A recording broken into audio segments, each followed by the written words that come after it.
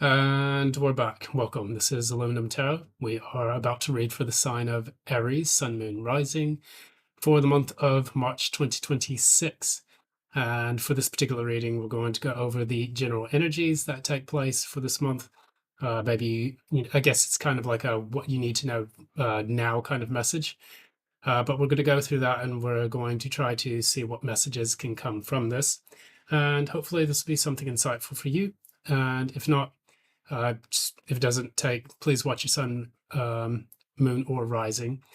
So if this is your sun, then you can watch your moon and rising. If this is your rising, you can watch your moon and sun, and so on and so on. That said, if you like what you see on this channel, please be sure to give a like, share, subscribe, ding the notification bell so that you don't miss any updates. And additionally, if you would like to leave a financial contribution, feel free to do so at the PayPal link in the description box below. We're going to go straight into it. I've already shuffled the cards. We're going to go ahead and get the energies flowing a little bit, because right now I'm a little bit groggy after a week of a lot of work, a bit of overtime, and an undersupply of coffee. So I need to go find a good place to get some decent coffee instead of the instant stuff, which it's done its job, but now all good things must come to an end, right? Anyways, we're going to go straight into this, and we will start for the first part of Aries' reading.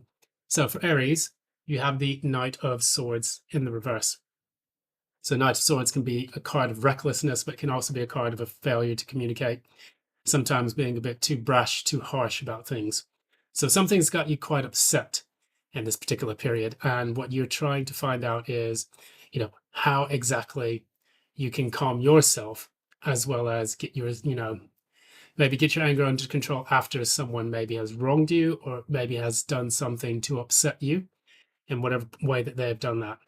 Because the reason why the challenge here is the Moon card, and additionally, you have the Empress in the reverse. So it's almost like a,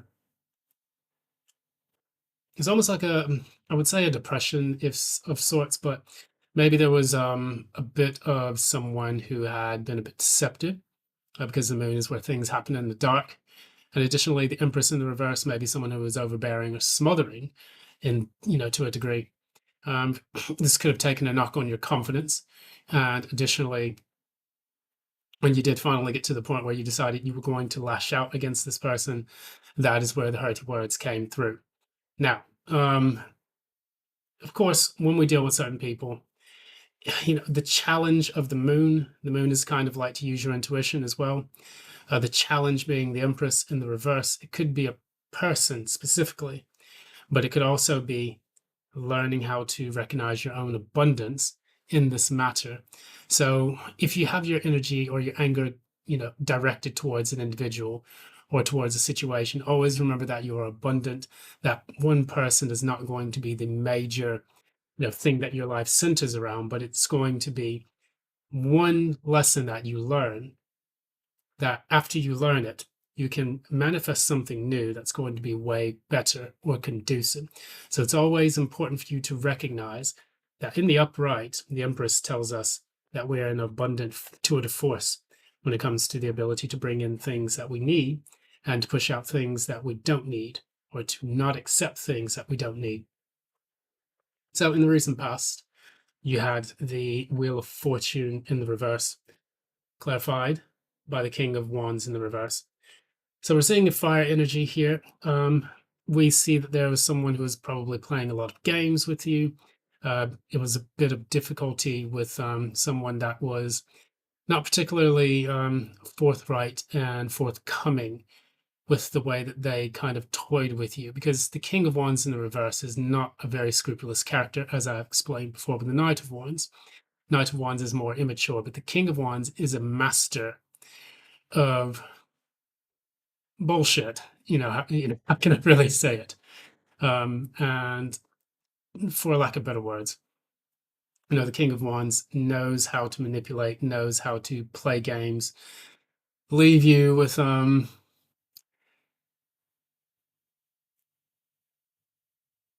I want to use the phrase "a bad taste in your mouth." I guess that's what's coming to mind right now, but that could go more ways than one, depending on what kind of relationship you had to this King of Wands. But that said, things appear to be stuck, and it's almost like, you know, this person specifically was living your life in a bit of turmoil. Now, if this was an incident where you had the Wheel of Fortune in the reverse due to due to your personal issue, where you yourself, being the Aries, if you had this King of Wands in the reverse representing yourself, then this comes to a period where you may have felt stuck or not necessarily confident in your ability to drive forth something that you really wanted to achieve. So, if I was to go back, read the central energy, and then put that in the context of your individual person, your individual self, this is a time where it feels like things are coming to a standstill because your ability to attract and manifest that which you really want, a project, or maybe a business or something, you feel a lack of confidence in doing so.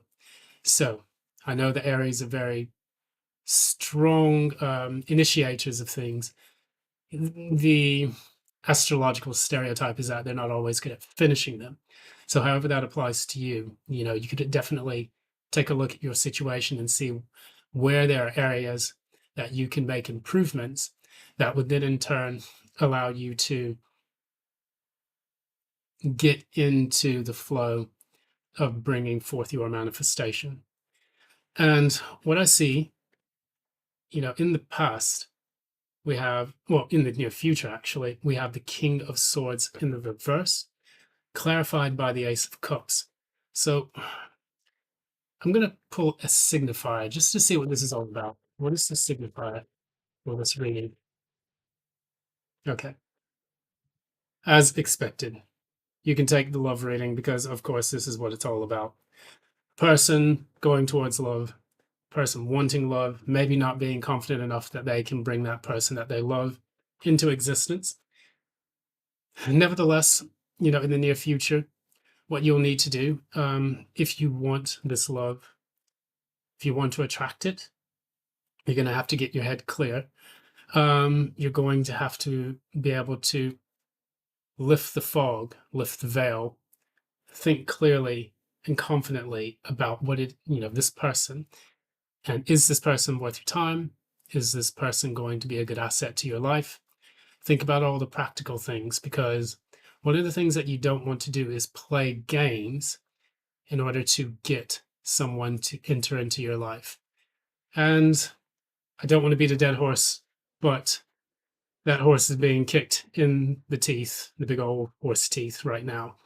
When it comes to the dating scene, instead of people having the confidence to say what they want or say what they need to say, people oftentimes play games. And this is due to, that's a good question. Why do people play games in love and romance? Because I think it's a waste of fucking time. That said, they do it because they're unable to be authentic in a love relationship. That would be my analysis of this whole situation.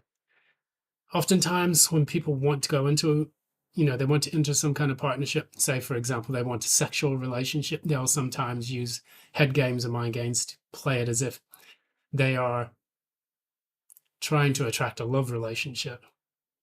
Some people may be in love, but they want to keep it sexual to prevent themselves from getting hurt. So that's the problem that I see here. If this is you, don't do that. If this is someone else, cut them the fuck out, because it's not necessarily an energy or a dynamic that you want to stay into for very long. They usually lead to this, which is at your core. So this is the Three of Swords, Five of Wands in the reverse. And this talks about an issue where there's a lot of drama, trying to let go of that and deal with the heartbreak that has encompassed quite a bit of your life at this particular moment in time. Because, oftentimes it's like the expression, we don't want the smoke. We don't want to embroil ourselves in chaos that then leads to this. And I think that you're dropping that conflict because it will lead to this. And that's the reason why I say, be careful when it comes to the way you enter into a relationship with that King of Swords in the reverse. because you can go into it not having all the full details. You need to be a bit more detached and also look at the situation for what it really is. And that's what the King of Swords is. He's a master of the intellect and of perceptivity and communication. So if you channel those things rather than the King of Swords in the reverse, which is mind games, but also a lack of clarity or intellectual honesty, then you will be a lot better off than if you were to faff about with these people. What you currently know to be true, there's a lot of swords. So there's a lot of mental energy and a lot of a lack of clarity when it comes to what's going on. You have the Eight of Swords clarified by the Six of Swords because you know you're going to have to move on from this King of Wands in the reverse that you have met. Instead of playing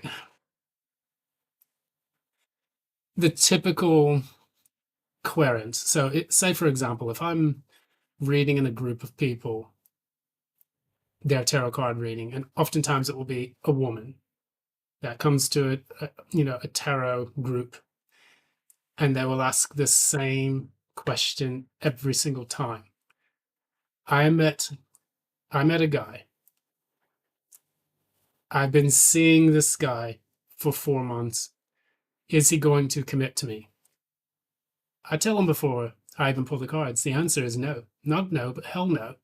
And the reason why is because if you've been seeing someone for a number of months and they haven't committed to you, you are an asset. You're a commodity because they can pull you up out of their portfolio, their Rolodex of contacts, take you home for the night, smash you, and then leave you bus fare so that you can get home. That's being a gentleman. And then do the same thing all over again next month. They keep you in a rotation. So that's kind of what this is all entailing. So if you're an Aries, you've been dating the King of Wands in the reverse, and you feel it's not going anywhere. Oh my God, I've been seeing this guy for a few months and I feel like it's not going anywhere. What, is he going to commit to me? No, he's not going to fucking commit to you. And I think that because of the whole trope that, okay,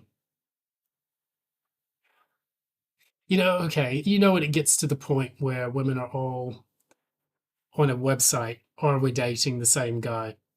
And posting stories about that, it's because they're all attracted to the same guys. Most guys are invisible. So, yeah, fuck off. It's the statistical fact that most guys are invisible. So, yes, you would have a very small pool to choose from. And that guy who is in that pool is going to be swimming around in it from woman to woman.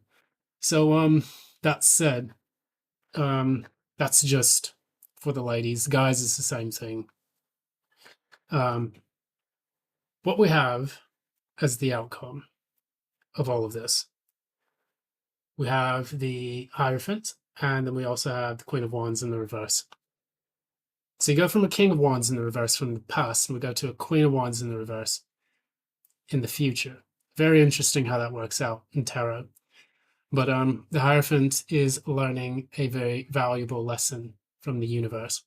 It is being committed to yourself, and it is also finally understanding what you need to do in order to overcome something. And this is going back into tradition. So if it is a traditional relationship that you want, you yourself need to be a traditional person. You can't be out in these fucking streets getting whatever you want and saying that you're a free person or a free spirit, yet you're trapped in this. And that is the whole issue of the message here that I'm saying here. And again, I don't mince my words. It's fine. If you don't like it, whatever. But most important thing is to get out of that energy as well. As we said before, King of Swords in the reverse is all about not being able to see the situation clearly. And if you fail to see the situation clearly, it will be difficult for you to navigate a scenario or a situation. Queen of Wands in the reverse is all about being very upset, but also